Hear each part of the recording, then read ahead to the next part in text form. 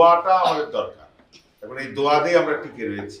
আজকে তারেক রহমান প্রধানমন্ত্রী হয়েছেন, বেগম খালেদা জিয়া সম্মানের সহিত চলে গিয়েছেন এবং বিএনপি আমরা টিকে রয়েছি। এখানে তারেক রহমান বিরাট একটি কাজ করেছেন যে একসাথে 15 জন না 20 জন মেয়েকে একই সাথে বিয়ে দিয়েছেন একই সময়, এবং সেই বিয়ে অনুষ্ঠানে আমরা উপস্থিত ছিলাম এবং বিয়ের অনুষ্ঠানে যা যা প্রয়োজন সব তারেক রহমান সেটি করে দিয়েছিলেন। তো ইনশাল্লাহ আমরা চেষ্টা করব আমাদের প্রধানমন্ত্রী জনাব তারেক রহমানকে এই প্রতিষ্ঠানে আবার নিয়ে আসার জন্য আমরা চেষ্টা করব। এবং আজকে আবারও বলতে চাই, তোমরা লেখাপড়া করো, মন দিয়ে লেখাপড়া করো। তোমরা এই আমাদের দেশে একটা সমস্যা হলো, একটু বয়স হলে মা বাবারা নিয়ে যেয়ে বিয়ে দিতে চায় কিংবা গার্জিয়ানরা বিয়ে দিতে চায়। তোমরা বলবো যে না, আমরা আগে লেখাপড়া করব, নিজেদের পায়ে দাঁড়াবো।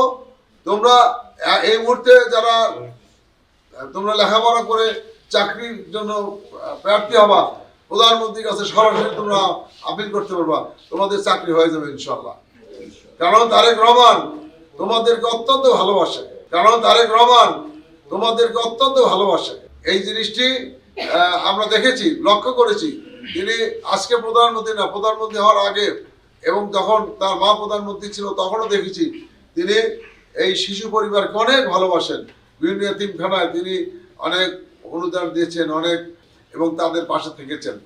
কাজেই আজকে আল্লাহ পাক তাকে তৌফিক দিয়েছেন, এদেশের জনগণ ভোট দিয়ে তাকে প্রধানমন্ত্রী করেছেন এবং জনগণের অধিকার, যে নাগরিক অধিকার, সেই নাগরিক অধিকারগুলো এদেশের মানুষের কাছে ফিরিয়ে দেওয়ার জন্য চেষ্টা করছেন, আইনি শাসন প্রতিষ্ঠিত করবেন। তো আমরা আশা করি তোমাদের দোয়ায়, দেশের মানুষের সকলের দোয়ায় তারেক রহমান এই দেশটাকে একটি উন্নত দেশ, একটি আধুনিক দেশ, স্বনির্ভর দেশ এবং মাথা উঁচু করে যেন আমরা বাঁচতে পারি, সেই বাংলাদেশ আমরা আমাদের মহান নেতা তারেক রহমানের কাছ থেকে পাবো, আমরা ইনশাল্লাহ বিশ্বাস করি। তোমরা তার জন্য দোয়া করবে। আল্লাহ আমাদের এই রোজাকে আপনি কবুল করে নেন, আমাদের ইফতার, আমাদের সেহরি আপনি কবুল করে নিন। রব্বানা আতিনা ফিদ দুনিয়া হাসানাতাও ওয়া ফিল আখিরাতি হাসানাতাও ওয়া কিনা